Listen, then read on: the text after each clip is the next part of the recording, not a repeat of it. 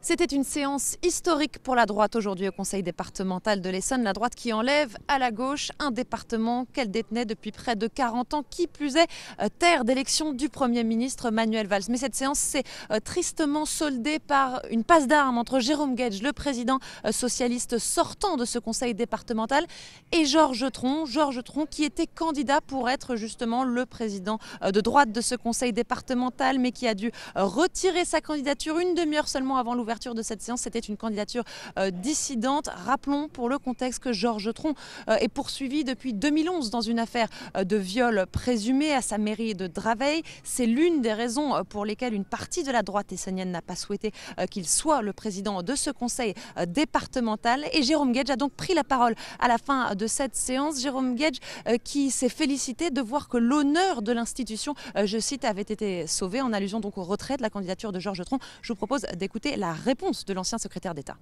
Je voulais vous dire du fond du cœur et droit du visuel de veau, que la vraie différence entre vous et moi, elle ne portera jamais sur les questions de programme. Je voulais vous dire qu'au nom des valeurs que vous avez eu le culot d'évoquer, il y en a une qui est une valeur essentielle et dont je croyais, et je persiste à penser qu'elle est au cœur de certains esprits, fussent-ils ceux de familles politiques qui ne sont pas la mienne.